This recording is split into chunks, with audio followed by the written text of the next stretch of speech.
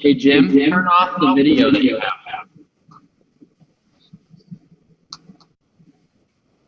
Okay, cool. And one of the things I've noticed with doing this all day, I don't have time doing a 1 hour one. If someone just took a picture of me. Yeah, I see that. And it's a lot of times you have, I don't know why there's such an echo. I'm coming through you're coming through my speakers. Yeah, I know. Can you turn down your volume a little bit?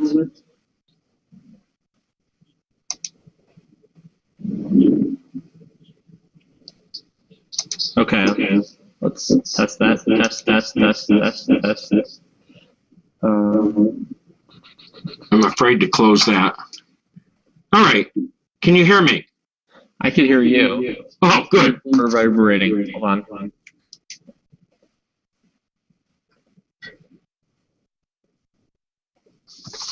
All right. You're coming through my speakers, not my headset, but I'm not going to fool with that. Okay. And you can hear me? Yeah, since I'm reverberating a lot, I'm just going to have you talk, because otherwise people aren't going to be able to hear me that well. Okay, well, good morning and happy 29th birthday. Thank you. Doesn't matter whether it's your first 29th or your 10th or your 40th. That's true. You know, 2 weeks ago I was at a conference and I met a guy who spent 12 years with Mother Teresa, and he said when he dies and goes up to the pearly gates, he's going to say, "Party of 6, I'm with her." So I can say I spent my birthday with the famous Andy Nathan. That's pretty impressive. Oh man, I think that people are going to say, who? So, just for those of you who don't know who Jim is, he's an amazing guy in terms of mobile marketing, and a lot of what he's been working on is he's bringing the offline world to your online presence. So he provides a call to action symbols as the engine tram for information highway. Is this correct? Absolutely, you're right on. Okay, cool. I read that, so I figured I had the right one. So, Jim, why don't you tell us a little bit more about what you do? What is a call to action symbol, first of all? Why not call them QR codes like everyone else? Yeah, because QR codes, unfortunately, because they have not been implemented properly and positively, have left somewhat of a bad taste in some people's mouths. And people have a very long memory. So I wanted to do away with all the negativism, keep everything positive. And I actually have taken the position of helping the industry to understand the power of call to action symbols, which there's certainly nothing negative about that, right? No, I like call to action for the most part. I can't think of anything I don't like about it. So accomplish the first thing. Okay, very cool. And so now let me ask you, do you really think there are a few people that know what these barcodes are?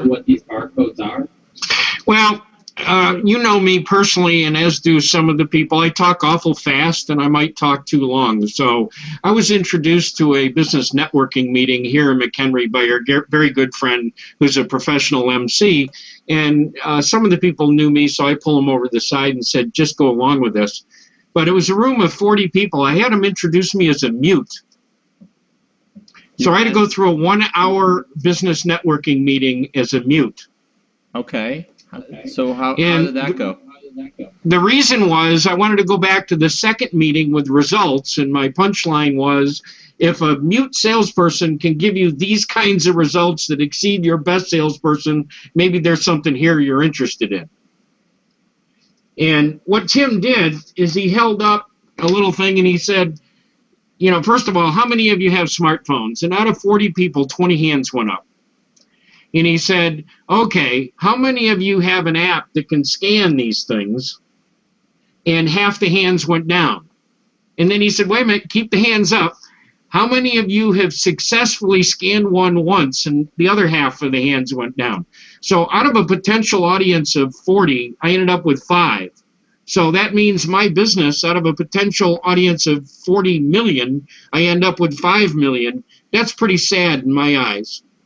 So that's when I really put this into high gear to try to teach people through a number of tools on how to A, download the app, B, which one do you download, C, how to get to it within under 3 seconds, and then D, to have a very positive, successful experience so that you want to come back and do it again. Okay. So, Jim, let's take it. Hold on one second. I'm just trying to make sure. So, try to put together my thoughts here. I apologize here.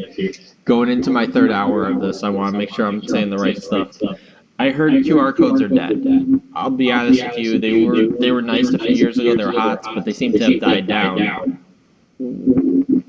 How are people using them today? Because especially it just seems like they're just not really used. Yeah, sometimes things are ahead of their time. And to make QR codes successful, you need some key things. Number one, you need an internet connection. So to present a QR code to anybody in a location where they can't connect to the internet is one of the reasons they got a bad rap. Okay? The other thing is that you really need a smartphone. Well, what's happened this last Christmas? Smartphones and tablets, number one hottest thing going. Now, back up 3 years, how hot were smartphones? Only the early adopters, geeky guys like you and some of the people in your audience, were there. But the average small and medium-sized businessman, they didn't have a clue. They're just getting used to not having a fax machine.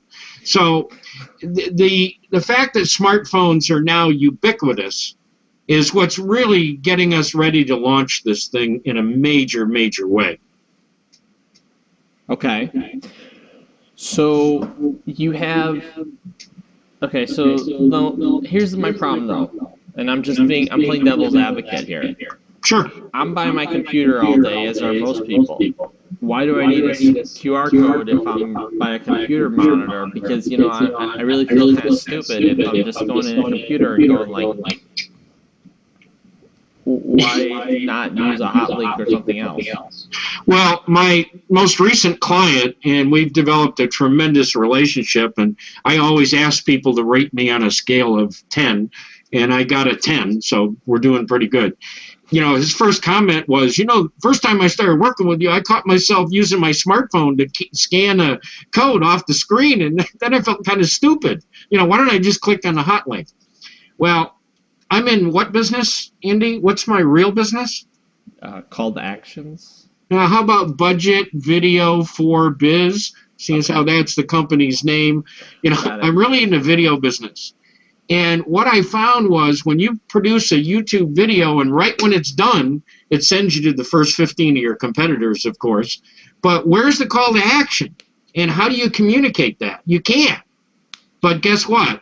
If I put a call to action symbol in the last few frames of my video, you can A, use a smartphone and actually scan it. B, you can go to my blog and learn about 2 pieces of software I use to scan things off the monitor. One of them utilizes this thing called a webcam that I'm going to move around, right? And as long as it's a USB webcam, oh, by the way, for those of you in San Diego, please keep your mouth shut. We're sitting here at 2 degrees and a lot of snow. Yeah, we were having that conversation before you came in, so yeah, we said it finally hit the 0 mark. There you go. But there's a piece of software that's free that you can use with this webcam, and I use a Logitech C910. Jim, why don't you stop for a second? Oh, there you go. Okay, sorry, you got all blurry after you moved the webcam, so I want to make sure people can see you. Okay. I have a Logitech C910, which used to be the best in the world. Now the 920 is, I guess, for less than $100, a great investment. But any kind of webcam, especially an HD webcam that you can buy at Walmart for $30, buy Logitech, please. It can scan a QR code with a piece of software, and I got a link to that on my blog. So that's one of the things I use. You can't use the camera that's in your laptop. It's kind of hard to scan the screen with that. The second one is a piece from a company called Code 2, and it's a piece of software that you can actually just draw a square around the square, and it will interpret the code and decode it. And you got to go through another step to do copy and paste to your clipboard and then clip it into a browser. But I always use those two pieces of software to test my codes when I produce them to make sure that they're scannable. And that works very well on a monitor. And there's a lot of uses for it. Okay. And what? Okay. So you now, okay, let me just understand this, because you have your system. I mean, and this is sort of what we're talking about today, is that you're talking about a system that you actually have. Why would anyone pay for it? I'll be honest, I know personally as an internet marketer, I can get a lot of free resources. Absolutely. And you know what? If you're a smart businessman, and I think you are, the number one thing you ought to be doing is return on investment. And therefore, before you make any investment, you analyze the return. Okay. And I have a special relationship, and I guess I built it just through honesty and integrity. I was a free user on a piece of software, and I started marketing it. I trade named a product that I created, Movies, mobile optimized video site, Movies, using this software. And the guy was ready to cut me off because I was doing so much volume and driving so much traffic on his free system. And we had a 2-hour talk. And he said, you know, I'm the founder, president, and CEO. I don't talk to customers. But you, I talk to, because from day one, you've been totally transparent and honest. And what I explained is I am not reselling his software. I'm selling my professional services to teach people about it and get them set up and so forth. But I'm using his free account with people so people can be free. And then once they love it, I call it one of my drugs of choice, because they love it so much they're on the phone saying, hey, I love this. How do I get more? And I said, David, if I get people loving you and then they want to step up to your paid system, I'm the best salesman you never paid, aren't I? So we got that kind of relationship. And I searched a lot of different pieces of software, Bitly and Google, and no one is as robust as this. This guy has got a QR code campaign manager, code generator, URL shortener, and tracker on steroids. His biggest account is Kohl's, and his enterprise version of the software goes for $995 a month. So that product I sell for $47. I think that's a pretty good drug of choice, and we've got an excellent relationship going. Thank you. Okay. So why aren't more people using QR codes then, from both a marketer and user consumer standpoint? Well, the number one, and I got to change your words from QR codes, right, to call to action symbol, but that's okay. I'm pushing that rope uphill. I'm an old guy. I actually was involved in the first UPC installation in the world. It was in the Kroger store in the Kenwood Shopping Center in 1974. I grew up in a little organization called General Electric. And it took years for that to actually take hold. And there's one guy that took the leadership position. You might have heard of him. His name is Sam Walton. Who's that? Yeah, the founder of Walmart. And what he did, I was national sales manager at General Electric at the time. Buck doesn't know who he is. He's not that close to Arkansas. Yeah, right, Bentonville. If you're going to Bentonville, there's only one person you're going to see. Okay. So anyway, what Sam did in his genius is he decided he'd penalize manufacturers $10,000 whenever one of the codes didn't scan. Guess what? He got the attention of the industry, and he's really the number one person that made UPC, which means Universal Product Code, take over the world. And it started in Cincinnati, where I was, because the UPC Council is actually in Dayton, Ohio, which is a suburb of Cincinnati. So we don't have that kind of leadership. I'm trying to do it, but I'm a very small little guy. I'm trying to do it in this QR code industry for free. Okay, cool. And then okay, so with everything that we're talking about here, hold on, I'm trying to. So it seems like there is a need for education on this, because it sounds like there is some potential. Looks like the technology, like you said, got a little ahead of the adoption rate. How can people get up to speed on this? Well, you talk about adoption rate, and a good story is Apple, who I'm sure everybody is familiar with today. And I bet on the wrong horse. I thought with Microsoft's power, and I love standardization, by the way, that Apple was going to disappear. There were a few people, of course, people that I love and work with, graphic artists, who love their Macs, but I thought that it was really going to disappear. Well, with the iPhone, he changed the world, and I don't have to repeat that story. Well, we need that kind of a thing to happen in the QR code industry, and I think it's underway. There's an organization called the International Society of Technology and Education, and just like Apple went to the schools and got the minds and hearts of kids and teachers and educated them, and therefore every kid over 12 is walking around with an iPhone. The same thing's happening with QR codes.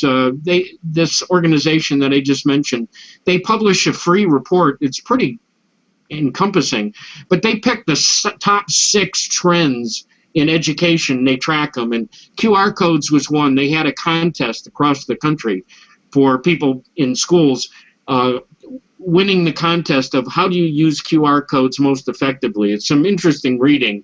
The one that I really got impressed with is labs. If you've got a school lab and a kid is off sick because he's got a cold, how do you replicate that experience? That's very difficult. Well, what they did is they videotaped the lab. They put a calendar up with QR codes on each day. So the kid that missed the school, he could just scan the QR code and voila, he's got the lab. I thought that was genius. And there are many other ways that I see people doing it. Okay, very cool. And so with everything right now, what questions do people have for Jim? So, because I want to get audience participation, get some people involved here. Does anybody have any questions?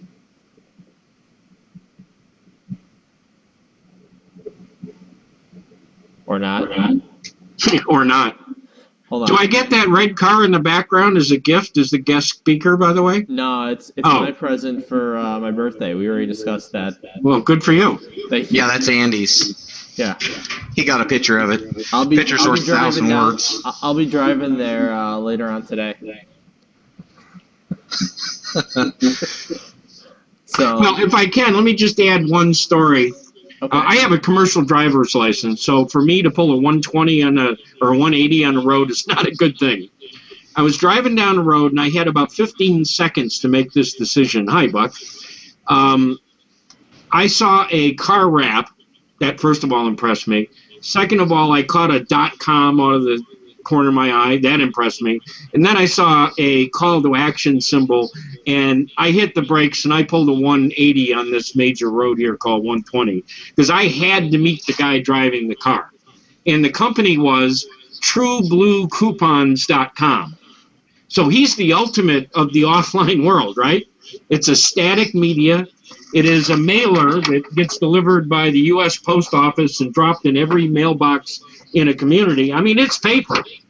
And you can't press this and have it go to their website. You can't press this and have it play a video. Well, now he can. He became a customer. And if you scan this code, I can make it do anything. So he is actually offering my software, my technology, my expertise to all of his clients for free. And he was a genius in terms of how he used the U.S. Post Office every door direct mail program. Okay, now your program just got cool. Pardon me? Your program just got cool. There you go. I'm looking at you your caught my attention. You caught my attention. I have the postmaster here in town. He's a good friend of mine, and we put this together. So anyway, this mailer goes out to 10,000 mailboxes for 3 cents a mailbox. Can you show? It's hard to see the mailer from here. Can you? I'm sorry. You can back it up and. How's that? No, closer to the screen. Oh, so I'll give you the heading here. Here's the header. And it's got a website behind it, but there's the important part. Go ahead and scan it, folks. Whoop. How do I do this? Left There's no right, way that right would scan. Left. There we go. That's too small to scan. Oh, actually, wait, hold on. I have Buck highlighted. Let me have Jim highlighted. Give me a second. I'll let you know if it scans. Move it down a quarter of an inch. Man, this is hard to do. My hands. You not have to that balance. steady. This is we're testing your balance and agility here, Jim. There you go. Hold on, let me see. I need to find my QR reader because I don't actually use my QR reader that much anymore. You know, that's a pretty nasty way to get me to cover my face, Andy. You know what? My apologies here. Hold on one second. You're lucky it's your birthday. Thank you. Hold on one second. I'm trying to scan it and it keeps giving me this. There we go. Oh, True Blue coupons. Actually, it got it. So, okay. Wow. All right. Cool. So anyway, what he's doing is he was smart with selling this thing to his clients, and he said, you know, with coupons, you actually can measure the return on investment. You know what your investment is? It's $300 to go to $10,000, but you never knew what your return is. Well, now you do. You can count the coupons. Well, when we got together in a partnership, I said, what about the person who doesn't have the user bring in the coupon? Yet he certainly is getting a tremendous return on his investment. He just doesn't know about it because he doesn't know about the engagement with that static piece of direct mail piece. So what if you offered everybody a call to action symbol for free? And along with it, you give them a URL so anywhere they are in the world, they can track the engagement on your ad. Would it make it easier for you to resell subscriptions? And he said, yeah, would it? Now, the other thing he did, which was really smart, is the guy who built McDonald's website, a little shout out to Scott Gallup. He created the whole power online behind this, and the TrueBlueCoupons.com is a pretty robust site. So I am a customer of TrueBlueCoupons.com, and his clients are my greatest prospects. And so I'm going out to every other print guy around here. There's an Orange Peel Gazette. There's, you know, Value Pack. There's on and on and on. Because I'm saying to them, guys, I can help you bring the offline world to your online presence using these call to action symbols. Let's get together and do it. How do we make them? With a piece of software I sell for $47 one time. Not $47 a month, $47 one time. But since it's Andy's birthday, right, you're going to put it here just for, you know, free? Andy, something wrong with my headset? Just not working. Honestly, Buck, that was my mistake. I wanted to launch these two products. One is a Facebook likes generator. I actually guarantee to double the likes on Facebook using the call to action symbol. And I actually offered this stuff for free in networking groups. And you know what? People thought the value of it was equal to what I charged for it. So I actually do, it's all hand built. The Facebook likes generator is probably $300 worth of value from professional time standpoint. I was selling it for $10. Give me a break. So the beginning of the year, I cranked the price up to $59 and the sales are going like this. Same thing with the Facebook, with the movies, mobile optimized video site. I was selling that for $20, and I'm giving you $995 a month worth of value. And, you know, people weren't buying it. So I said, the heck with it. You know, crank the price up to $47. And with it, I call them my drugs of choice because I don't even talk about my business anymore. I just talk about these two drugs to get people hooked.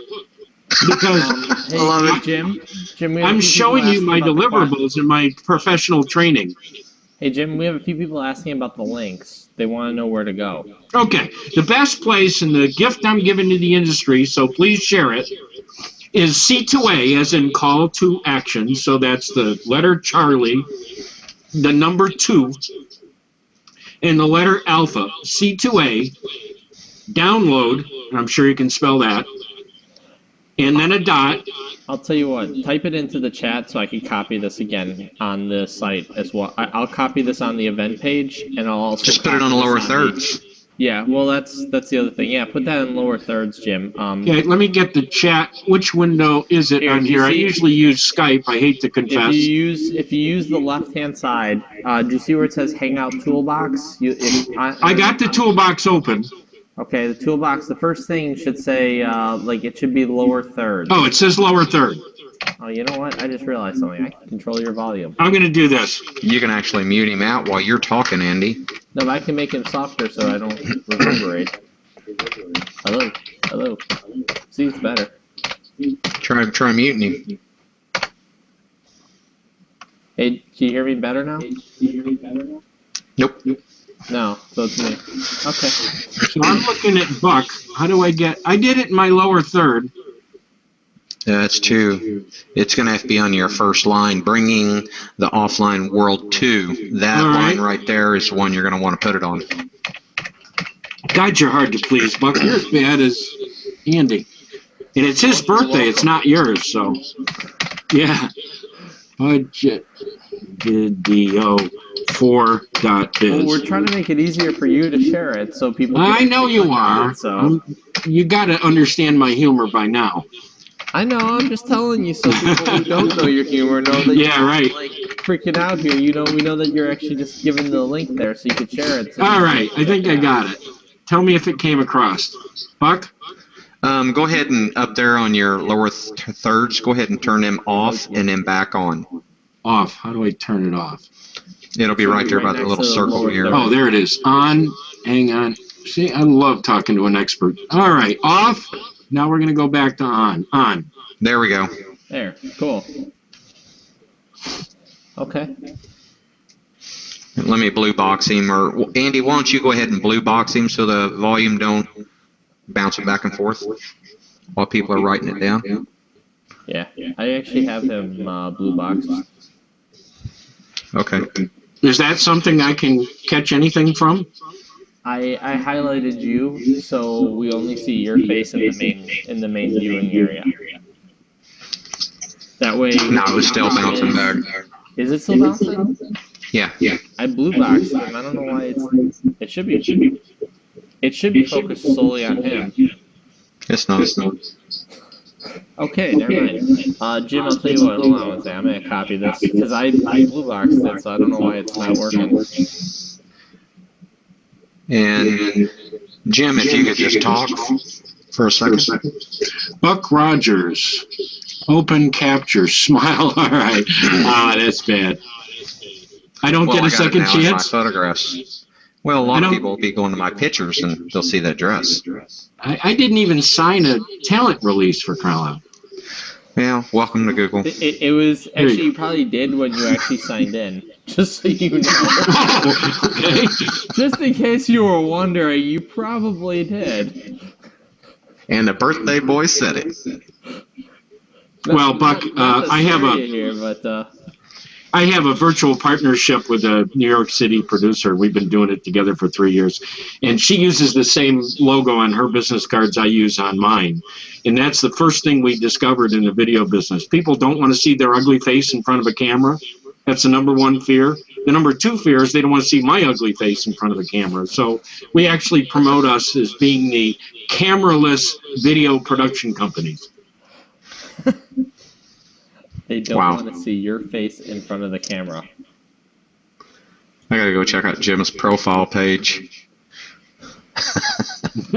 Hold on one second. Okay, so let's see here. Yeah, do you have a Twitter account?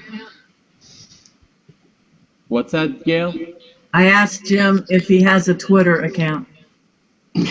Yeah. And I'm embarrassed to say I've been pretty aggressive. I've had 7 days off, and that's a luxury to me.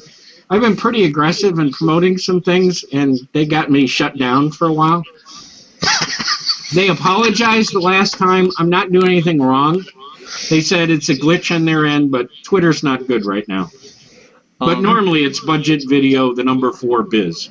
It's I think we had this conversation earlier today. Yeah, I know. You haven't been banned from one social media account before. You haven't been in the industry long enough. Yeah, but I got all 3 right now: Google, Facebook, and Twitter. So I'm going to be a good boy. Yeah, no, it's okay. You that's fine. You proved my point. Thank you, Jim. Actually, that I do happened. apologize, by the way, when they look at how much money I spend on their advertising. They say, I think we'll let you off. Oh, you're the guy. They should reinstate it if you ask. Yeah. Yes, that's correct, Gail. Twitter. I just wanted to promote you talking right now, but I guess I won't do that. Or Twitter actually. I'm real good at begging. There's a banned process. one of my major accounts once after 2 days after I followed 3 people. So it's an account that I now have that has like 15,000 followers, but at the time I had like nobody in there. I followed 3 people, and I had the account open for 2 days, and they banned it. So I'm like, well, what did I do wrong?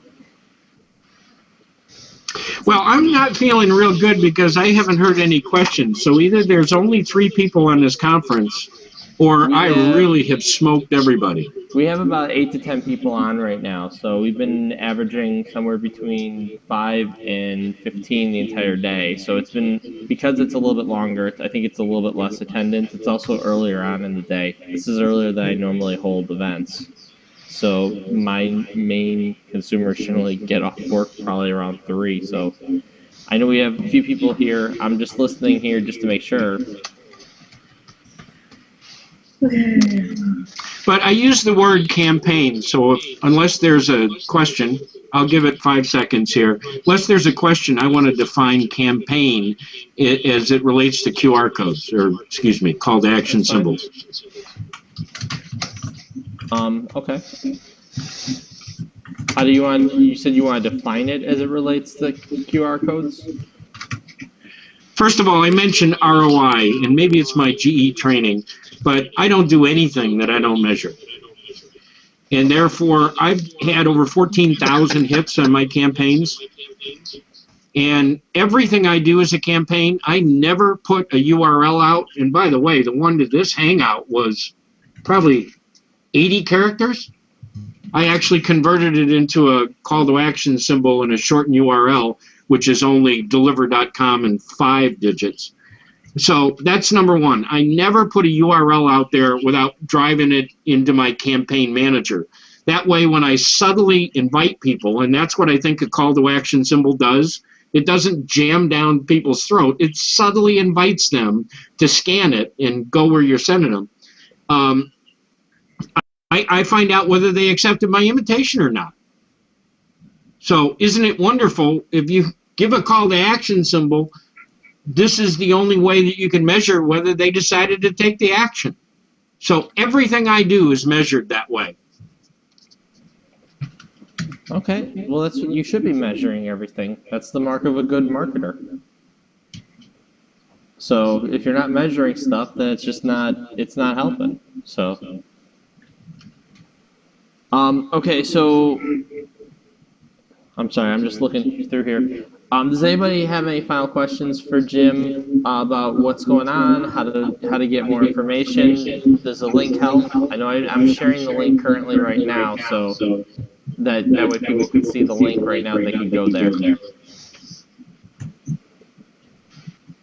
Okay. Well, I missed a key point because I'm doing it with the infographic that people can get for free.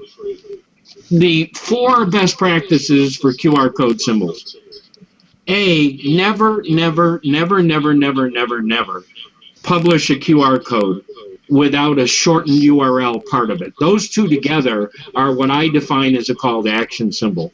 And my data is showing right now, the way I market, because I'm heavy on the internet, 90% of my traffic is coming off that shortened URL. Only 10% is coming off of the scan. So if I just published the code by itself, I'd lose 90% of my traffic. Now, the print guys are completely reversed, right? Two Blue Coupons, he's getting like 70, 80% of his traffic from the scan, only the rest from the shortened URL. So never, ever, ever do it unless you marry the 2. So that's step 1. Step 2 is, once they're there, don't bring them to your website. They're looking at a 2 to 4 inch screen for crying out loud. They can't read it. Make sure you create a mobile optimized web page for every single campaign. I can build web pages like that for people. Mobile optimized, why not have a separate web page for every campaign? Step 3 is, when they get there, give them a kiss and a hug. Make sure that they got a reward, something of value. Otherwise, they're never going to go back. And step 4 is, they're not going to read that little type. You know, talk to them with video. Hello, that's a commercial. Or a graphic, you know, an infographic. If you follow those 4 best practices, the call to action symbols will be really wonderful for your business. If you don't, then you're like everybody else that went before me, and you're going to have unhappy people. Okay, very cool. Thank you. Finally, and I need to change the graphic to rule of 5. I've been going to networking meetings, and it's part of the downloadable that I give away. This I call a, let me see if I can get it in the camera. There we go. This I call a call to action symbol envelope. Okay, and I provide the graphic in a vector graphic file that's free. You can put your own logo in there. And what it is it's teaching people about these stupid things that folks call a funny looking barcode. And it's 1, 2, 3, go. 1, get the free app. So if you got an Android, you go to Google Play. If you got an iPhone, you go to the App Store. That's step 1. Step 2, search and install. If it's an Android, install QR Droid. If it's an iPhone, install QR Reader for iPhone. Step 3, start the app. You know, and you don't take a picture. You zoom in and out and use the call to action symbol. And then go, there's the payoff. Discover the value inside. If I produce the campaign, it's going to be a mobile optimized website that's your landing page. It's going to have video. It's going to have a coupon and probably a V card, which is an electronic business card.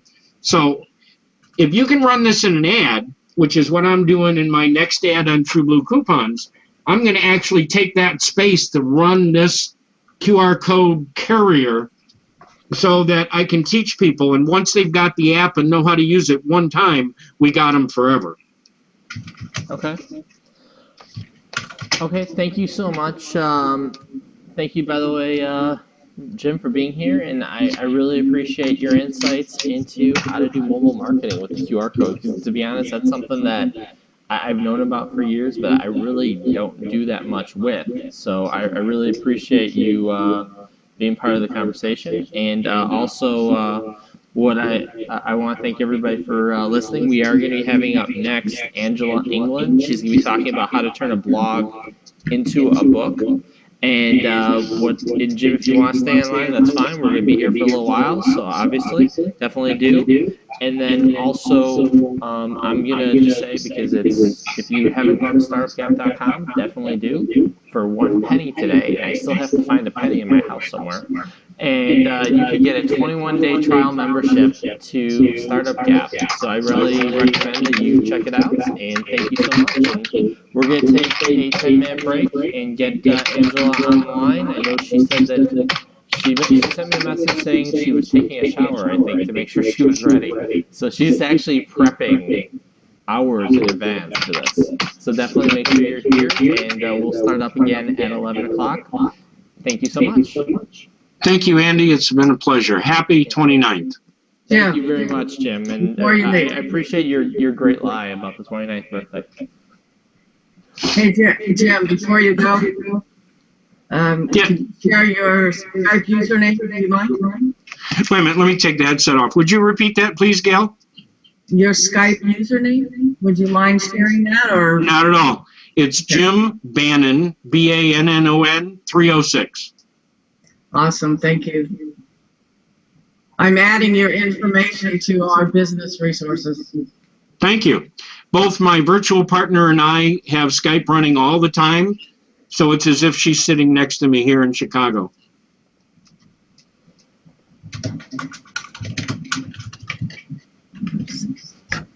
I'm looking for you. I gotta find you. There you go.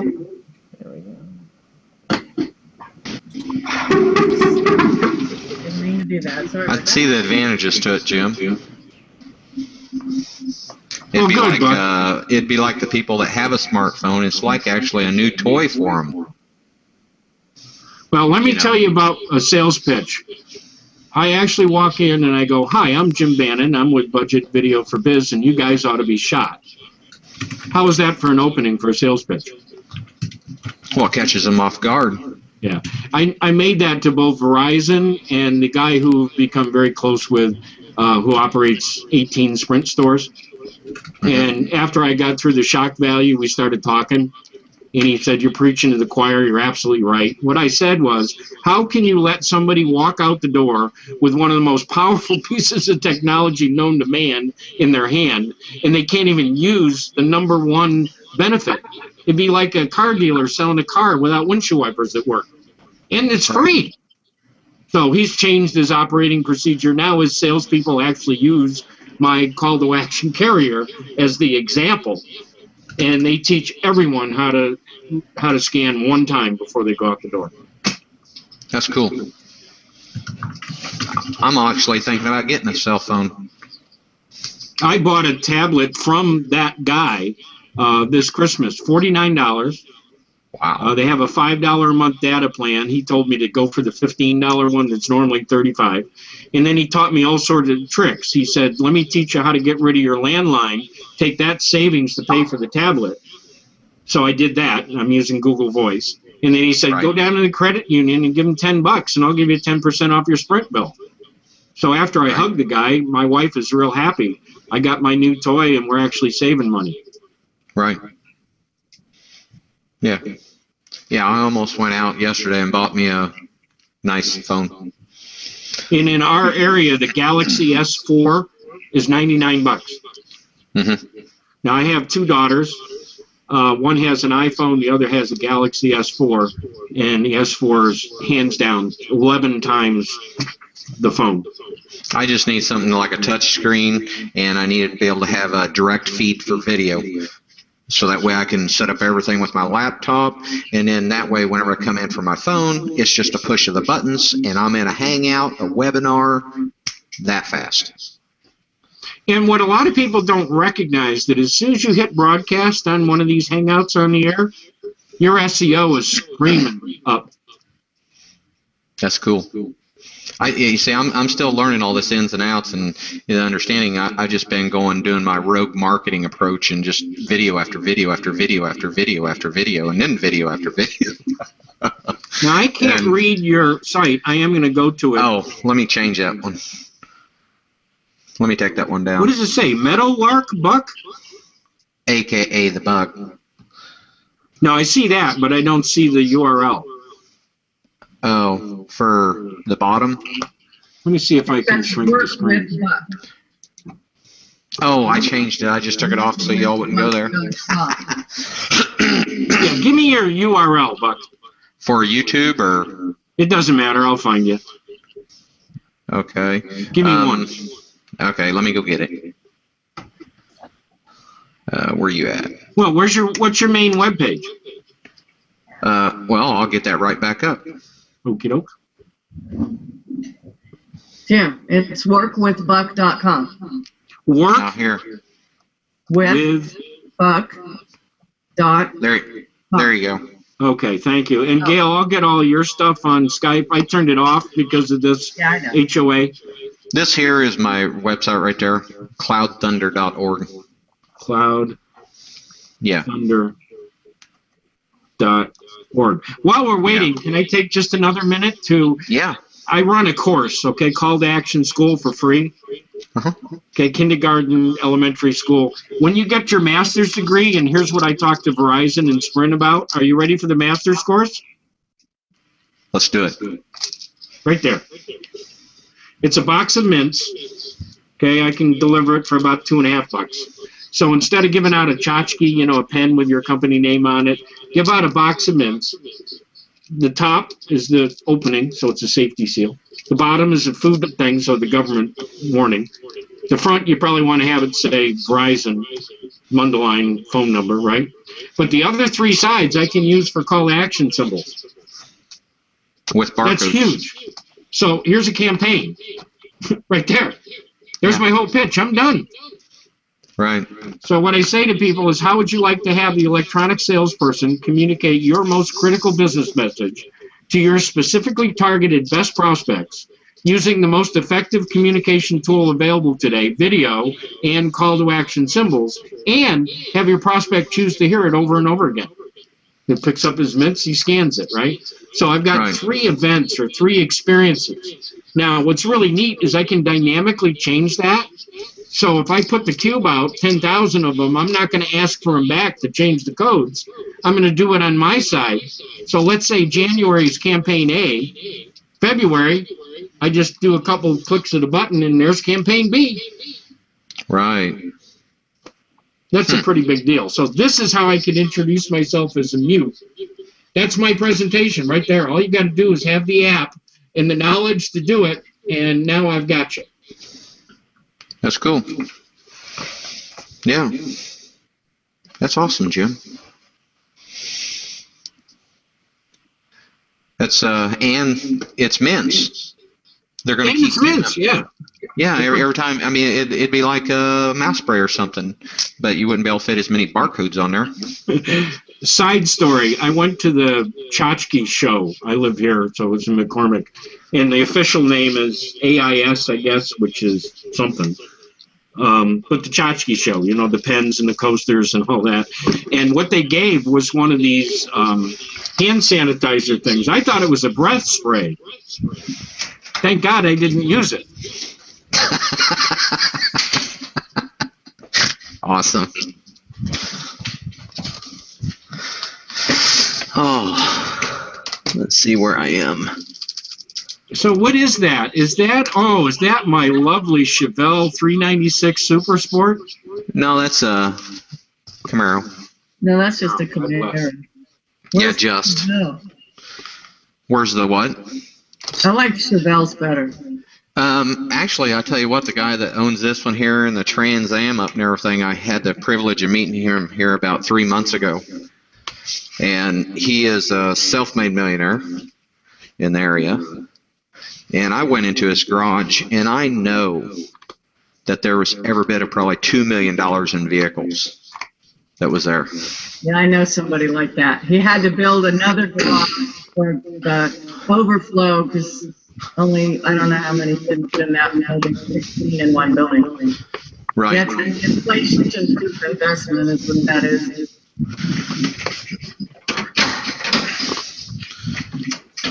They used to build that in my hometown in Norwood, Ohio, in the center of Cincinnati.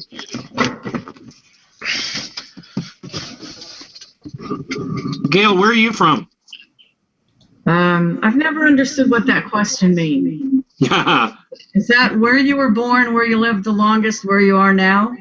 Well, and I'm not going to go so far as to say where you were conceived. So let's start with where you were born. Oklahoma. Oh, okay. Don't drive through smoke.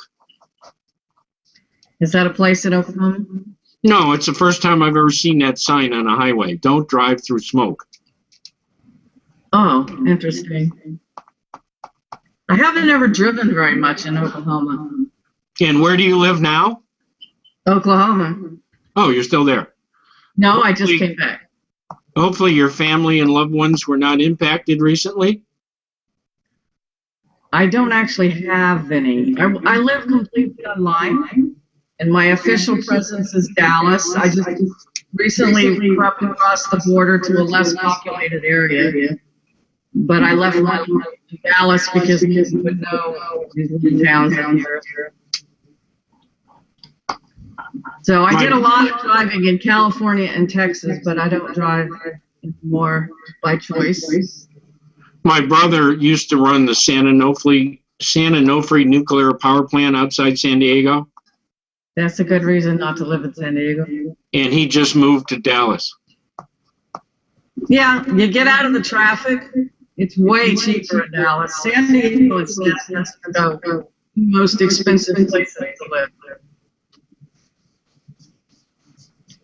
Really cheap to live in the middle of nowhere. Yeah, I sort of live in the middle of nowhere. If you look at it on Google Earth, look up Chain O Lakes. There's actually 9 lakes outside my door that go all the way up to the Wisconsin border. Yeah, and when I lost my 6-figure job running a $400 million business after 9/11, I said, I'm not moving off this river. Yeah, we don't do corporate anymore. I like to look out the window and not see snow. Yeah. Well, actually, I'm surprised that the snowmobiles are not going by at 90 to 100 miles an hour, which they normally do. Now that's something that I want. Yeah. And then the one that I really love, and the touristas don't get to see it, I have a $400,000 Mooney that comes up and does touch and goes in my front yard. Right. Amphibious aircraft. That's really neat to see. That's cool. Like He's a about 3 feet off the ground when he's going by my pier. Like a helicopter or like a plane? No, an amphibious plane, yeah. Okay. Crazy. I wanted one of those, what do they call it? Ultralights. I think that'd be fun. In a light wind. Have a hovercraft. Like now that you're back, I wanted to let you, Jim, and anyone else that's listening know, Buck will have a hard time getting on, but we have a blogger mastermind SKYPE. Andy's in it. There's over 100 of us in it. We discuss best practices, and I save the information that comes out of that group onto a Trello board.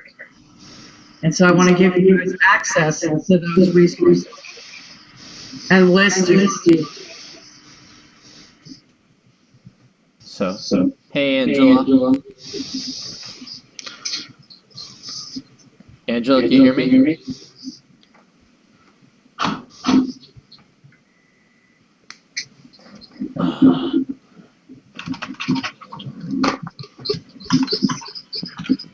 I have no idea why the sound was not coming out of my headset. I need to mute a few people just so we don't have echoes. Okay.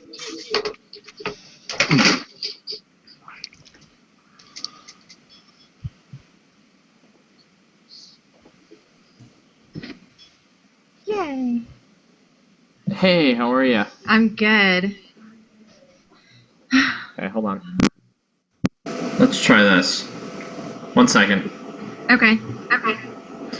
Okay, do you guys still hear an echo from me? It was only when I had this plugged in, which is weird. That is weird. Usually it's the other way around. Nope, Yeah. hearing an echo now on Angela. You are hearing an echo in Angela? I am. Okay, hold on.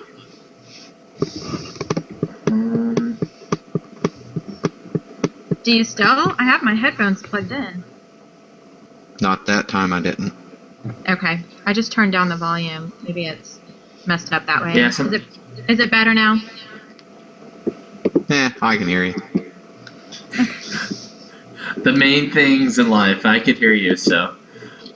If everybody could just do me a favor before we get started with this hour, just share. I'm gonna put a link for Angela's speech so we can get a few other people there. So, I need to go back and check here. So you're gonna be talking about how to turn a blog into a ebook, right? Yeah. I have my new course coming out and everything. Very Okay. exciting.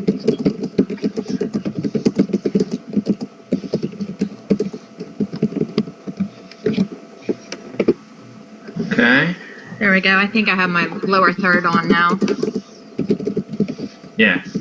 Yeah, okay, good. I'm all like squinting at the screen. Here. Oh, I had Jim on as highlighted, so I just highlighted you. 30-day ebook. Ooh, that's it. Well, I had originally done it as an ebook, like 2 or 3 years ago, before Kindle was even a big thing. And I did the 30-day ebook, so everybody could do one lesson a day, and at the end of the month, you'd have an ebook. Yeah. And so when I developed the course, I really wanted to update a lot of the information and, some of the new Create Space stuff that is now available, even audiobook stuff now that you can self-publish with audiobooks.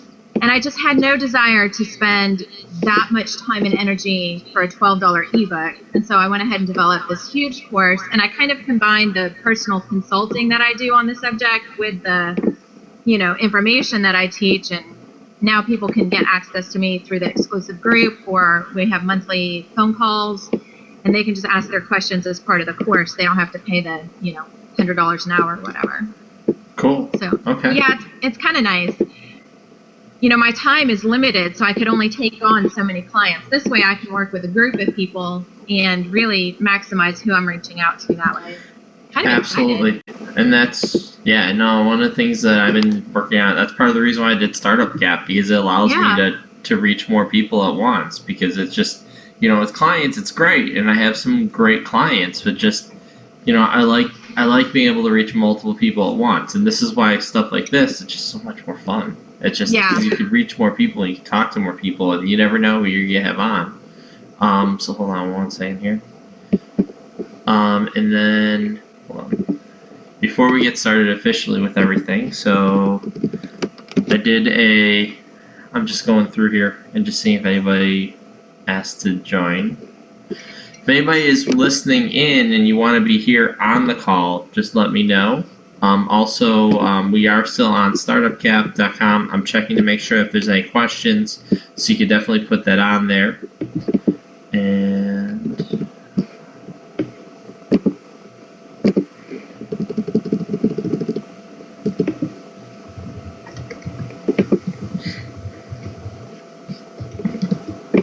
have some people say they're joining.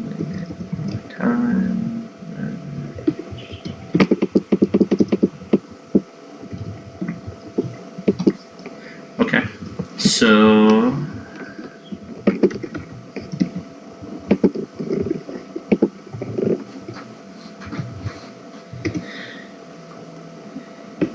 okay. Oh, it's actually 11. So I guess we should probably start. That'll be good. So again, thank you everybody for being here. This is Startup Gap.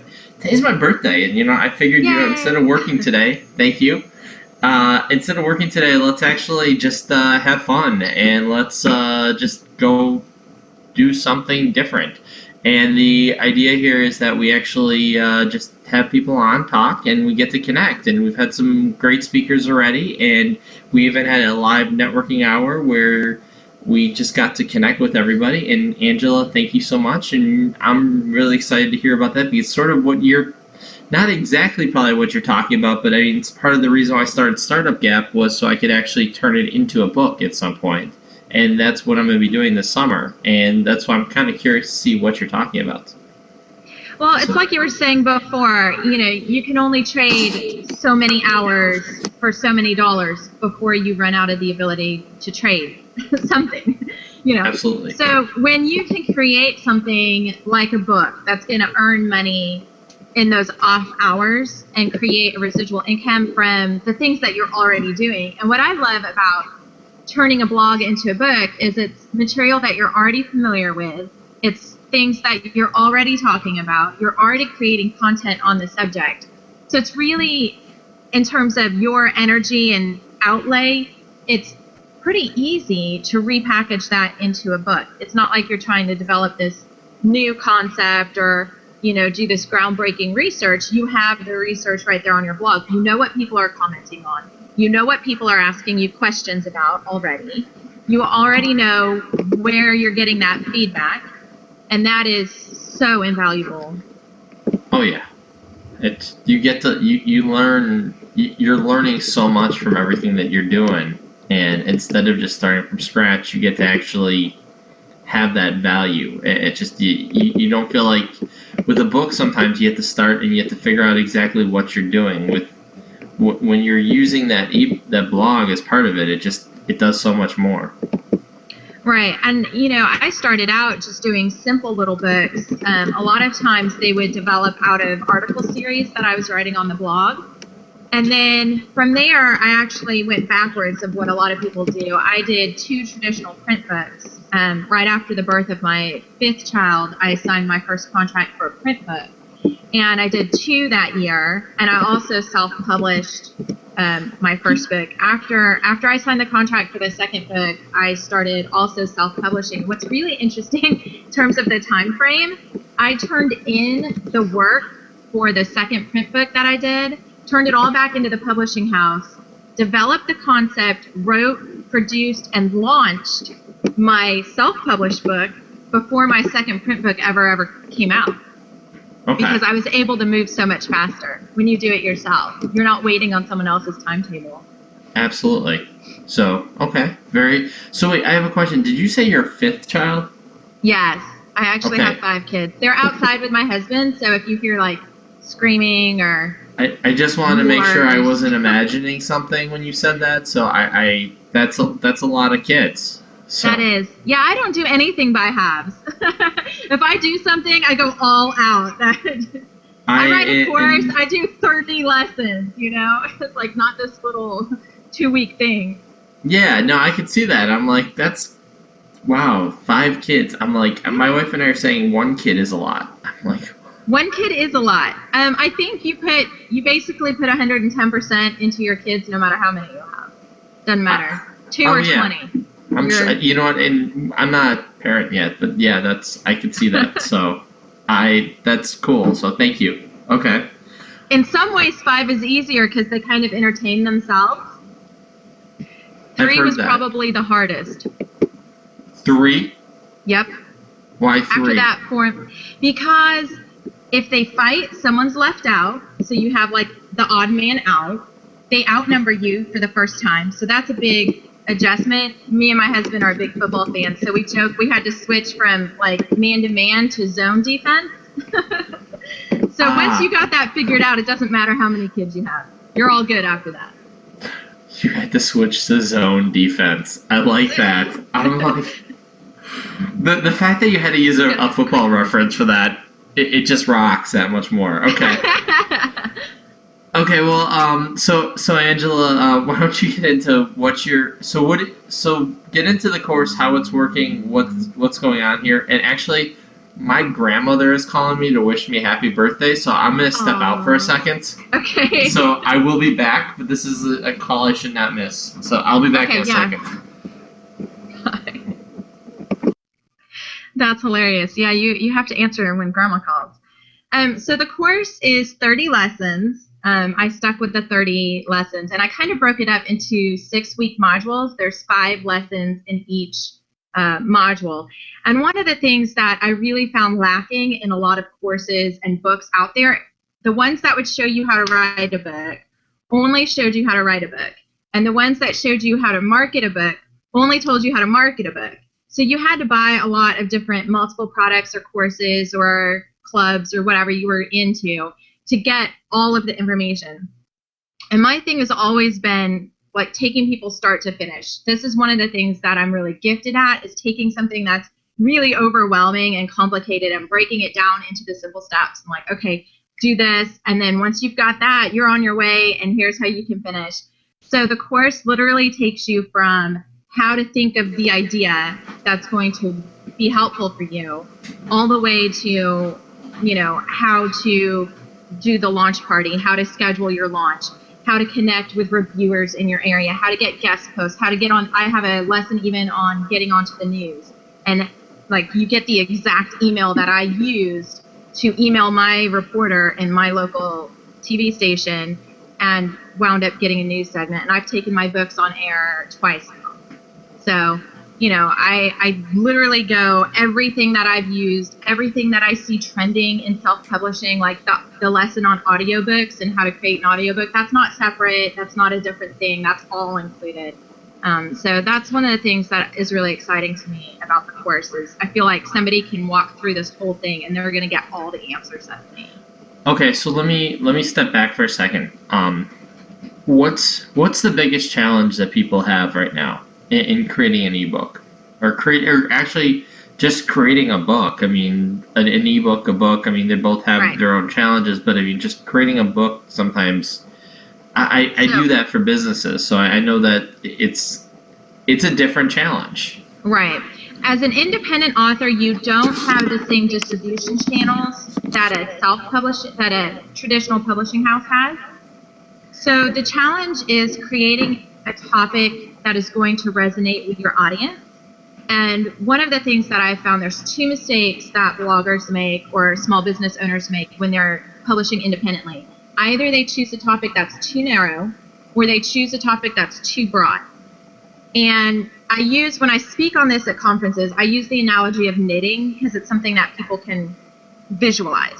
So if you have a blog about knitting and you decide to write an ebook about knitting, your tendency is going to be to write something too broad. So you're going to think, oh, the ultimate guide to knitting ebook, and I'm going to make a fortune. But what happens is your audience there is all people who want to knit. That's your audience, right? Which seems good because that's a lot of people, but your topic is not specific or focused enough. if you are writing to that audience, they already have The Complete Idiot's Guide to Knitting. They have Knitting for Dummies. They have Knitting 101. They have those books on their bookshelves already, so you're not going to be able to compete. Unless you just have like 10 million rabid fans who are going to buy whatever you put out there because you're so awesome. Which for most of us, that's not the case. The other, we love you. Yeah. No, yeah. I forgot to tell you about the 10,000 fans behind me. It's like, yeah. Yes, exactly. Yeah. You know, and I mean, there are that, you know, whatever, 6% is usually what they say of people who are going to buy anything, you know, your audience, there's 6% who adore you. They're going to buy anything you write just because it has your name on it. But that's not who you're marketing to, because those people are going to buy crap if you sold it and packaged it. You want to market to like the 80% that haven't decided yet. They don't hate you. They don't love you. They're on the fence. They just need to be convinced. So that's who you're targeting. Just as a marketer, I mean, as somebody who's thinking about branding from a branding perspective. The other mistake that I see is people targeting too narrow. So they write the knitting book, How to Knit Purple Hamsters, which is going to compete really well. You will definitely sell that book to the 5 people on the face of the planet who want to write, you know, read about knitting purple hamsters. But those are the only people you're going to sell to, and your sales are going to suck, and it's not going to be worth your time. So you want to find an audience that is big enough to make it worth your while, but keep your book's focus specific enough that you are going to get people's attention. They're going to read your title and understand what it is that you have to offer. They're going to come away with that promise. I call it the unique twist. So what's the unique twist of the book? There's lots of books on writing ebooks, but people picked up my 30 days because it was 30 days to make and sell a fabulous ebook. They knew they were only going to invest a month of their time. They knew that I was going to show how to write it and how to sell it. And they knew that I wasn't going to give them crap. It was going to be fabulous. So it had that kind of promise built into it. Using the knitting example, someone might do, you know, 20 projects, 20 baby gifts you can knit in a weekend. Sorry, you gave me an idea as you were talking, by the way. And, you know, it wasn't an idea. It was so much like a realization. And I'm like, when you said the 30-day, I actually wrote it. One of the first ebooks I ever wrote was 30-minute businesses, and it was how to create a business in 30 minutes. And it was one of those things where I did it like on the spot, and it was just, you know, I had no clue what I was doing at the time, and I'm like, but you know what? I'm like, that actually probably fits with Startup Gap. I wonder if I could offer it to that audience, and maybe even turn it into like a free giveaway or something like that also. Yeah. Polish it up and, you know, repackage it, make sure everything's up to date. Yeah, because it's just that could be a good giveaway for the members who join. Yeah, like a free bonus kind of thing. Yeah. And books are great as bonuses because they have a value built into them. People know that it takes time to create a larger body of work. Anyone can sit down and slap 500 words up on a website and put up a blog post. Yeah. But if you take the time to create something that's multiple pages and it's a little bit longer and you're packaging it as a book, they know that you spent some time on that. And then the other thing is it takes a little bit of time on their end to read it. So by the time they get through that, it has more of an impact on them than it did, you know, reading one blog post. That's so true. Sorry, when you talk, it's like it pops ideas. I love this. It's one of the things that, you know. So I wrote my first book for marketing, eMarketing Experience last summer, and I didn't promote it as much as I needed to because I got a lot of clients from it. But so I didn't really. I stopped promoting it because I got business from it. So I was happy, and I got busy. But one of the things I thought was kind of interesting was, the people who read it, they were so amazed that I actually wrote a book. Now I've been blogging For probably, I've been blogging for 4 years. I started blogging January 21st, 2010. That was the first blog post I did for andynathan.net. To give you an idea, I did a few posts before that, but that was really why I started blogging. And the fact is that I've written close to 1,000 blog posts just for that site. However, when I wrote a 100-page book, Yep. people were amazed that I did that. Now, the fact that I wrote 1,000 blog posts, which is probably somewhere close to, I don't know, like probably 2,000, 3,000 pages, because when you look at it from start to finish, wasn't impressive to them. However, the fact that I was able to write one book that was 100 pages was. And the people who did read it, they spent more time. They said, yeah, I get it now. So that's, Yeah. I get it. I'm agreeing with you. No, I see that all the time. And I think when people have invested in reading what you're writing, and they realize that you invested your time and energy into packaging this cohesive whole unit. You know, blog posts can be real scattershot. So you read the last 10 posts someone wrote, and it's not necessarily a cohesive story, which is fine for a blog. But in a book, you know, you're taking the time to guide them through start to finish a project or an idea or a concept or philosophy. And that can really speak to people. And the other thing that I see a lot of bloggers or business people, and that's primarily the people that I've worked with on this whole self-publishing journey, are people who are selling either a product or a service, or they own a business, or they consult, or something like that. And what I found is sometimes they'll say, oh, you know, I don't want to write a book and give everything away. I want them to hire me.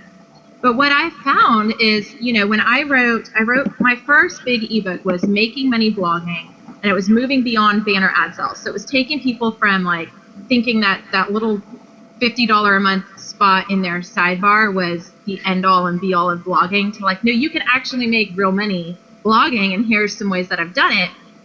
One of the things that I did in there was walk people through this process that I used of SEO research, which is, you know, pretty involved. There's multi-steps because you can't get all the information you need from just one tool.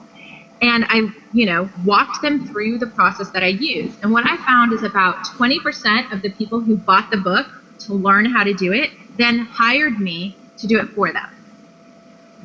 Yeah. And I found the same with the 30-day ebook. I've gotten 5-figure ghostwriting book production gigs from people who bought that $12 ebook, where I literally walk them through, do this, do this, do this, do this, and then they hire me to do it for them. And so your experience is not unique. Yeah, one of my largest clients right now, I'm getting off of some of the ebooks I was doing for them because they want me to do some other projects, but all they want me to do is write the first few projects they had me write, which was, I don't know, it wasn't 5 figures, so I'm not gonna say that, but it was in the decent 4-figure range. They had me write a series of ebooks, and for me, they had me writing ebooks about topics that I actually already knew, and it was for a specific sub-niche. And one of the things that I always thought was amazing was that, like, I'm getting paid to write these ebooks, and this is thousands of dollars, and you know, it literally makes a difference in what you're doing. And part of it was that, you know, I would never have had the confidence to even begin to do that beforehand. Because I had people ask me, do you write books beforehand? And I said, no, I just do blog posts. Or people ask me, do you do copywriting? No, I just do blog posts.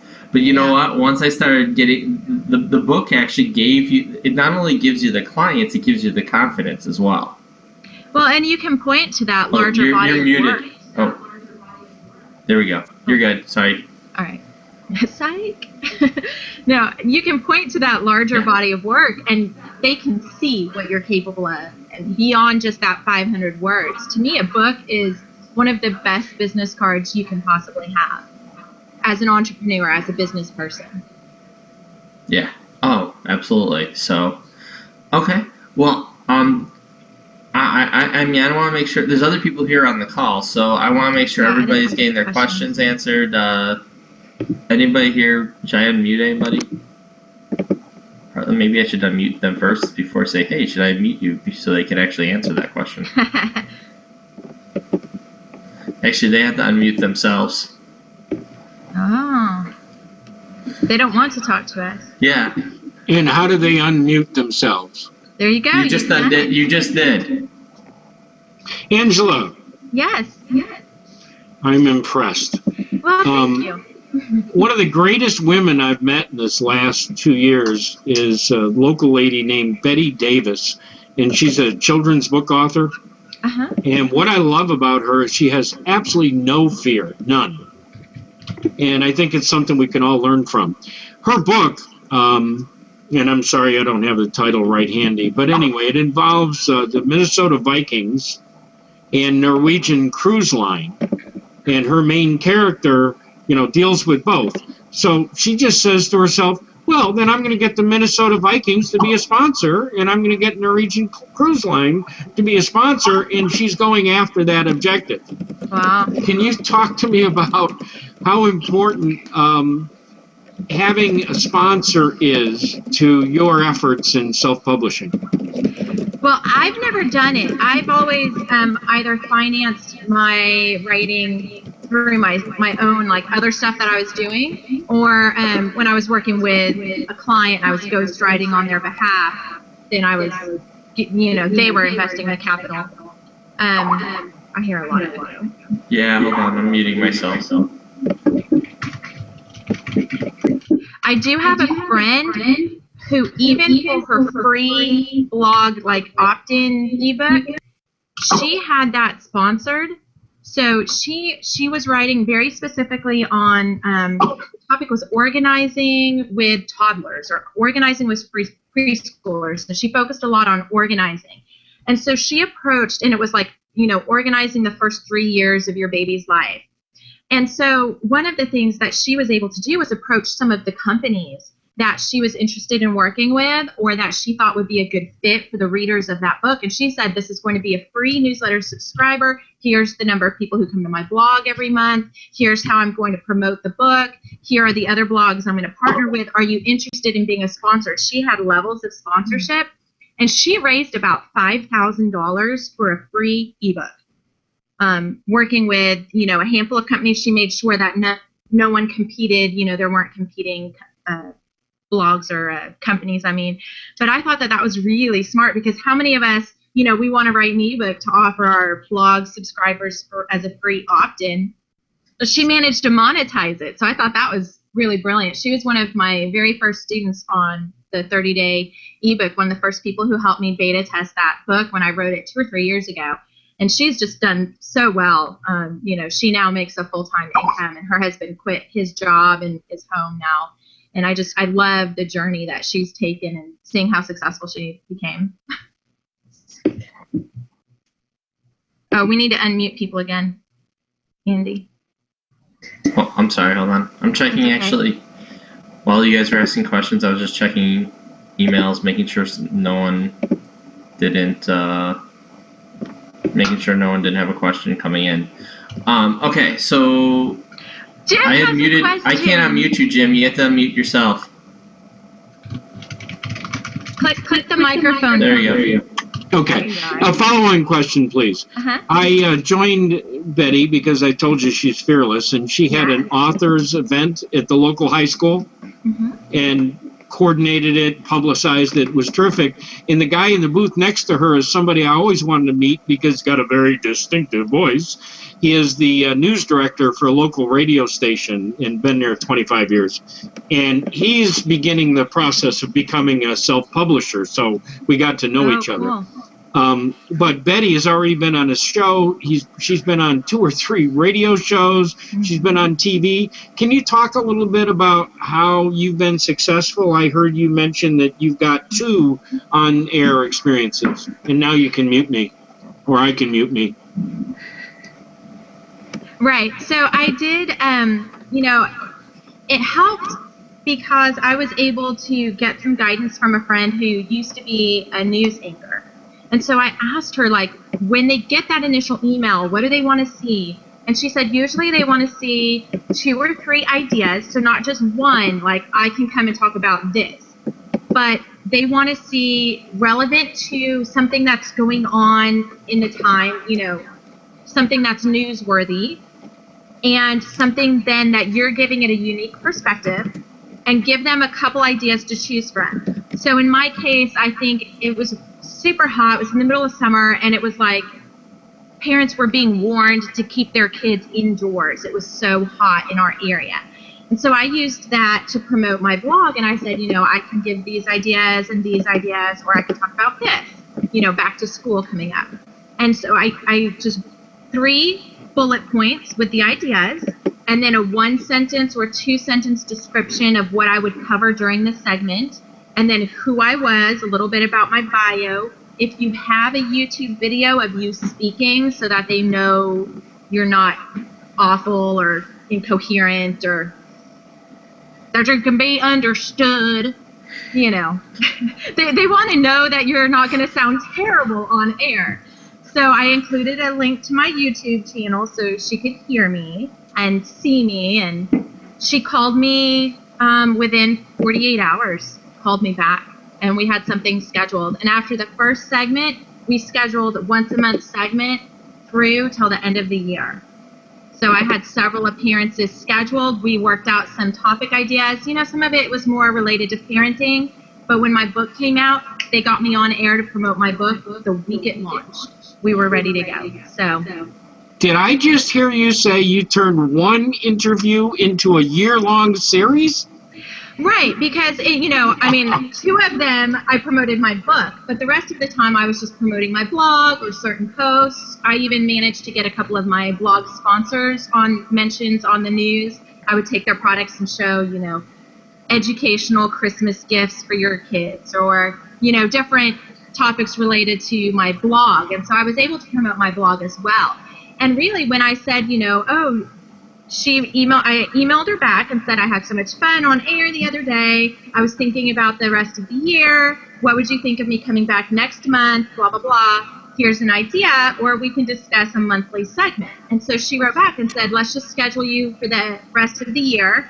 And we scheduled once a month she just gave me a general topic, and I could then brainstorm a more specific angle based on that feedback. And so it turned into a really great relationship that way. And Angela, I think I remember you talking about how you were sharing your sponsor products. Some of them didn't even share the products, and so you had to bring in your own stuff, right?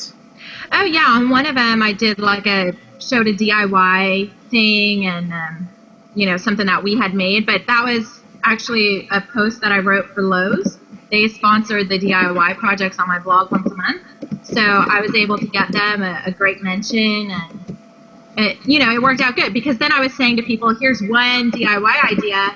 Be sure you check out Untrained Housewife to see 25 DIY gifts you can make this weekend. And then boom, I'm getting traffic and subscribers. I'm getting clips that I can then show for additional interviews or TV appearances.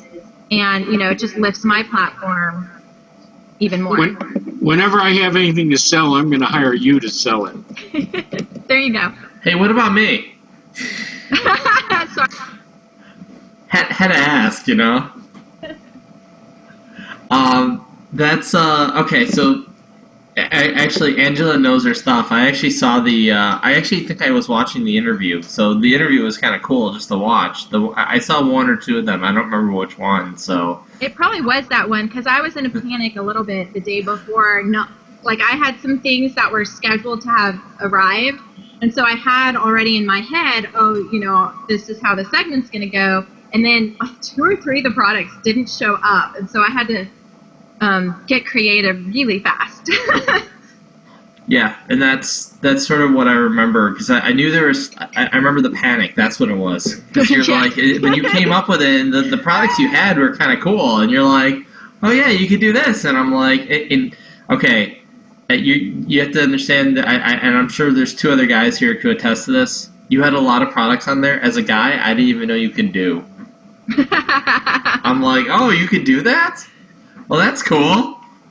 And you're like, yeah, of course. It's like, oh, yeah, and you can do this, this, and this. And I'm like, oh, I didn't even know that was even humanly possible. So now you have them wondering what kind of news segments I'm doing exactly. I know. I'm creating interest.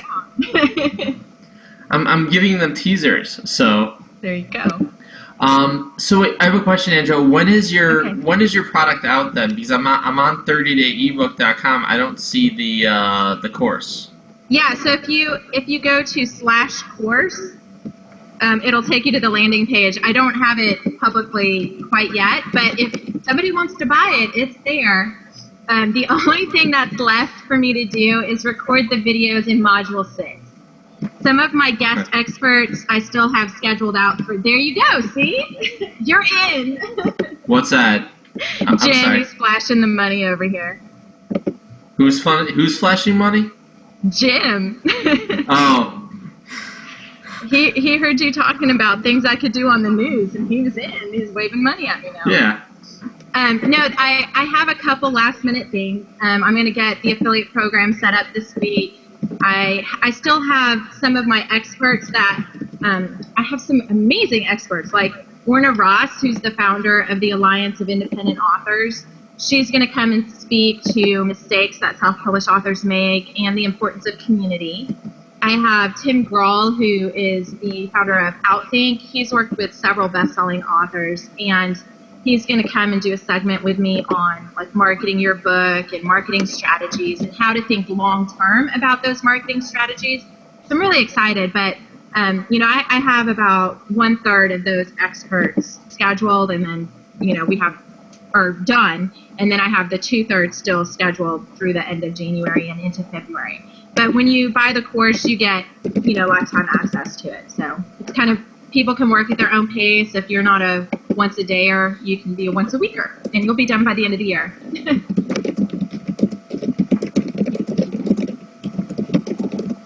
Andy, I can hear you typing all the way. I'm sorry. You know what? Gail is telling me how I need to because someone asked on the Skype group if this is going to be available for video afterwards. I said, yeah, but it's going to be 8 hours, and I don't have time to really go through and divide it up right now. So Oh yeah, that's true. I'm sorry. I just don't have, because 8 hours of video means probably about 20 to 30 hours of just separating it all out and making sure it looks nice and pretty. So I'll have to see if I could actually do that. That being said, sorry about the typing. Is there any other questions from anybody here other than Jim about what's going on? Who's waving his wallet around and getting all excited? We're scared to let him back on air. Yeah. Okay. Well then, yeah. No, Angela's actually gave me a lot of good nuggets here as far as ebook and the importance of writing them and and really pulling stuff in. And I had the time to go check your Google Plus profile out too, Angela. And wow, nice number. Thank you. Very nice. I was one of the early ones, and I kind of ignored it for a while, and then all of a sudden I was like, hey, that Google Plus thing is still around. They didn't kill it. So, you know what? That's what everybody said. Then I got back into it. Everybody sort of thought they would just die off because they were so aggressive and so horrible the way they started that. Well, yeah, and they've had other things, the Wave and all of those other things that didn't last very long. So you never know with Google what they're gonna. Yeah, I actually was preparing an ebook for that when that actually came out. Well, what's Yeah. he saying? Oh, he's gonna edit it for you if you want. Who's gonna Take edit him it up for on me? that. Jim, do you see his sign? No, I'm actually going back and forth. Pro bono, help Andy edit this. Oh, that's good, Jim, because you're probably better at video than I am, aren't you? We Hey, could talk. It was a humble brag shrug. He's like, yeah, I'm not gonna say so, but I am. Yeah, you know who I am. You know what I do. So. Well, Beck, I'm glad it gave you some ideas. Have you done an ebook before? Me? Yeah. No, but I actually I've got one in mind. It's going to be called the Slingshot Maneuver. What's it going to teach? Slingshot Maneuver. It's going to actually teach. It's going to be more like a journey book. And how did one person over a 2 or 3 year period wind up into a 6-figure or more month income? Nice. Slingshot. That's a cool name. Slingshot name. Maneuver. So, okay. I like it. It's mine. Is it a true Hollywood AKA story? Buck, you know? No. Well, it will be if anybody writes a book about me. We'll talk. So, okay. Well, very cool. And then I'm pretty much, I'm looking around. I don't see any questions right now. So if I miss something, hold on one second here. Are you starting a book while on the Hangout? You was typing like crazy. Oh, sorry. We're typing. My apologies. Wait, doesn't Google... Wait, I just you were realized... typing like a banshee. Wait, Google has a 4-hour limit per Hangout? Yes, they do. Oh, well, then we're going to have to... You'll have to restart it. We'll find out in 25 minutes. Well, yeah, I'm absolutely curious on seeing how that works out. This is an area I haven't made it too far, before in Google. It's for the 4-hour limit, but there is a 4-hour limit on Hangouts, from my understanding. Pretty good at it. Interesting. That's actually kind of You've never sat on the Hangout for 4 hours? No. Because apparently I said we're going till 4 o'clock this afternoon, and we have a full lineup of speakers this afternoon. Good. Andy was prepared. I did not realize there was actually a limit. So you'll have to send that link, the new link, back out to everybody. Yeah. Yeah, I could restart if worst comes to worst. But that'll be fun. I get to restart everything, and apparently everybody will be going to the other link. Stick it on the event page. Okay. Well, now that I'm gonna start checking that out, because I thought my video is supposed to be unlimited time. I thought I could have because I know my YouTube channel says I could have the video go as long as I want. But if they cut off your Hangout, it won't matter. Yeah, I know. That would kind of suck. It's like the Gong Show. They're just gonna gong you off the stage. You're gone. With a hook. Yeah. Off you go. Yeah, we don't like you anymore. You're gone. That's it. They're like, happy birthday, now go away. Yeah. Okay, hang on. Are you still there? Yes. This is the birthday show, part 2. Did you all just get the message from Google? No. You got a message from... Yes, I did. It said, "Are you still there?" It should pop up. It came up on the main screen. And if you don't hit that button saying that you're still here, you're actually done. Where is it? I didn't see anything pop up, though. Well, maybe they didn't want to give you your present yet. Yeah. My only request from Google for my birthday is that they don't cancel the show. It'd be nice if they stopped changing everything around and left the buttons in the same spot for more than a month or 2. Yeah. I'm trying to see. I don't see anything that says like, "Hey, click here" or something like that. So it's random. It'll pop up from time to time for everybody.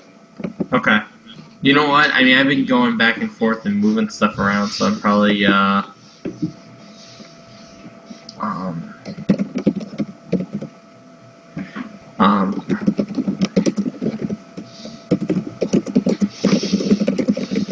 But yeah, if you go to the front page of my blog, there should be a little place of the 30-day ebook. There should be a place to sign up for the newsletter, and I'll announce as soon as I have the affiliate program set up.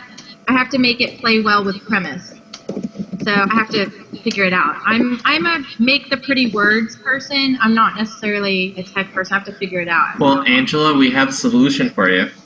Uh-oh. At 3 p.m., as long as we're able to still do a hangout, assuming we still exist. Yeah, assuming we still exist. We're actually having the WordPress Tech Hour, and we're having Josh Alexander and Greg Franklin come on, and I'm going to bother some of the guys in the WP Eagles group to also join, because those guys are those are the WordPress developers. Some of those guys actually in those groups are actually part of Automatic. Okay. I mean, not Greg or Josh directly, but some of the guys that hang out with them, they're actually like the Automatic developers, so they might be able to help you a little bit. Yeah, maybe so. Apparently Premise, like I had an affiliate program that I was using with it before, but it's not compatible with Premise, and I didn't realize that until after I installed all 30 lessons plus the bonus presentations onto Premise. Yeah, So I always love when you find that out. You buy these nice fancy softwares and then nothing works. I actually had to change my membership because I had like a builder iThemes membership, and it wasn't working with the forum. So because I just had to use BBPress, so it just because the other one I usually use apparently hasn't been updated, and they've stopped it for right now. So lovely. But that's such is life. So Angela, let people know where they can find you, and Sure. we're gonna close out this hour, and we will hopefully be here by 12 o'clock. So my email is angelaenglandmedia@gmail.com, or I'm at angeengland.com. It's kind of my blog about blogging, and I'm on Twitter at Ange England and Facebook at Ange England. I rule the entire world. Put your Facebook page over in the chat side. Yeah, if you could put your Facebook address over in the chat side, Angela, that would be great. I'll go ahead and run over there and do that. I can't add nobody over on my G Plus side right now, and I would like to interview you also in later on this month or the month after on my channel. That sounds good. The course, I've got it at an introductory price during January, since I'm still not 100% on all of the elements yet. It's $347 at the introductory price. It'll be $500 when it's all said and done, and affiliates will get a $100 payout. So it's going to be pretty all-inclusive. You get the monthly, just the monthly hourly calls with me. Usually I charge $100 an hour to jump on the phone and talk about this stuff. So you get the access for the whole year. I feel like that's a pretty decent deal. So. Okay. And I'm putting this in the question section so I can actually put in your email. So. Okay, yeah. Put my email in there too. People can bug me. My email. Yeah, I'm making sure we get that set up. Hold on one second here. And I'm going to just leave that on while hopefully I got both of those. We'll find out. Hold on. I have way too many screens up. Now, you're not going to charge for an interview, are you, Angela? No. Oh, okay. I like to talk too much. You like to talk. Well, it's advertisement. It's a form of capturing people's attention, and people will hang around and go, wow, they said something of importance. I'm glad I stayed here for 4 hours. Yeah, Puck, you've been here almost since the beginning, so I was kind of wondering if anybody would actually last more than an hour with me. So I'm kind of impressed at this point. So you're now almost the co-host. Andy, this is all I want to do when I grow up. I don't want to grow up. I want to be a Toys R Us kid. You want to stay at 29, let's be honest. True. That is true. I do want to stay at 29 and almost be an adult. So. Right. And, let's try this one more time. And go ahead and blow out your candle. Oh, hold on 1 second. Let me restart that, and let me get all my effects open. And let's do this. Let's do it right. Hold on. Oh, wait, I'm way too whited out. Here. Hold on. Not ready yet. Not ready yet. Not ready yet. Definitely a handlebar muscle. She woke up just for you, Andy. A little bit of monocle. We're getting tired here. There we go. I'm ready. Okay.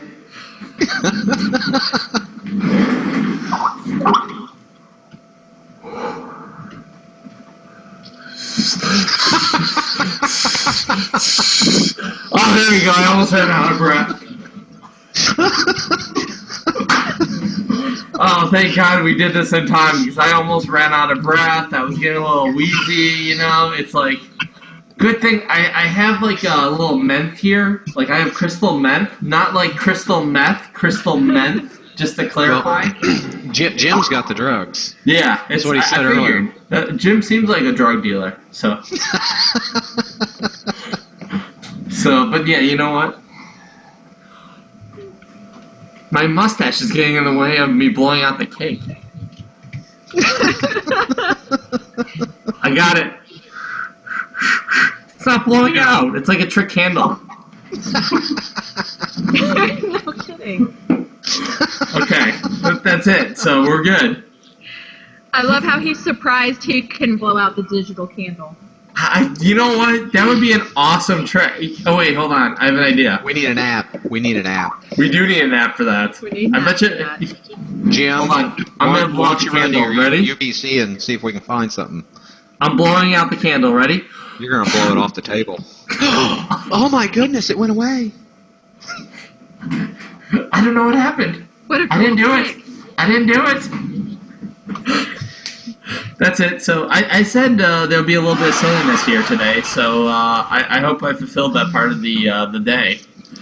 Especially since apparently we're gonna have to start up a second one. The second. Well, yeah, the time is ticking down.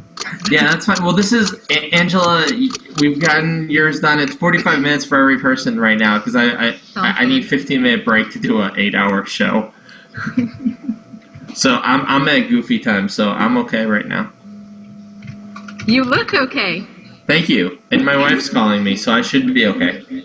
You better take that one. I will. I just blew out some cake. The birthday's good. Yeah, it's a virtual. I had a virtual cake. So I have a party. Yeah, I'm talking to you. Yeah, that's fine. I'll see you at 8. So.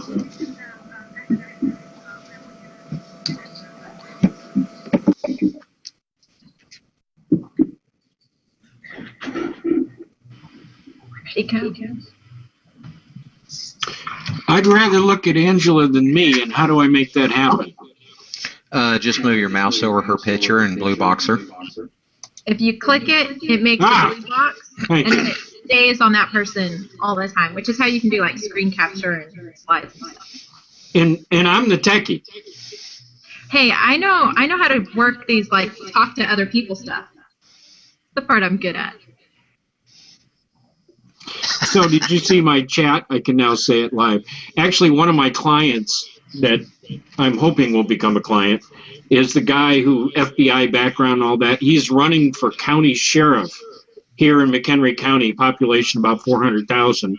And he's very proud of how he's reducing the heroin usage. So in my meeting, I tell him, so Andy, I became a drug pusher. What's his response?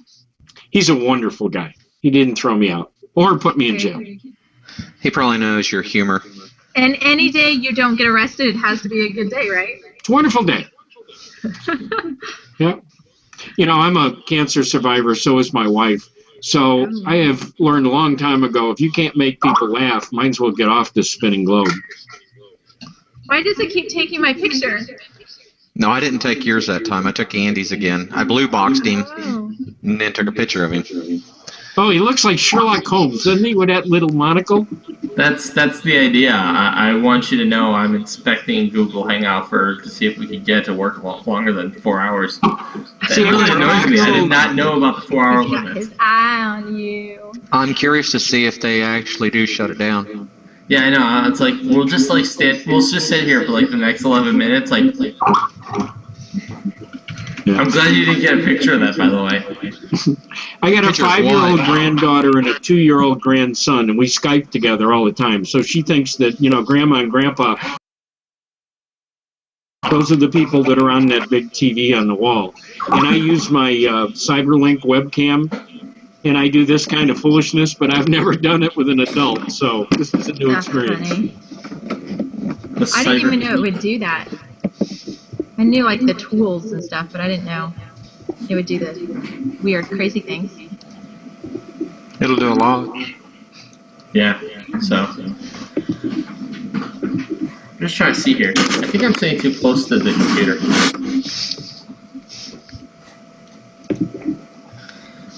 Because it cuts out like half my head. That's not good.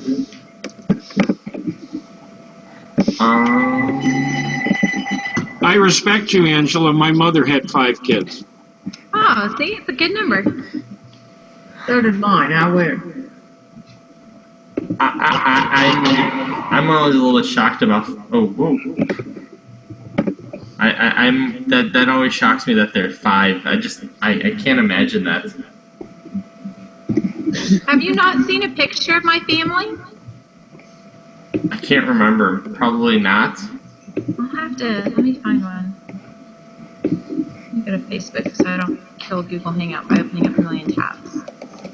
So I'm going to invite Wade in here and Mary Green, because I know they're coming up next hour. Okay, Andy, I found something that says that if you confirm to Google you're still using a Hangout, it'll keep running. Okay.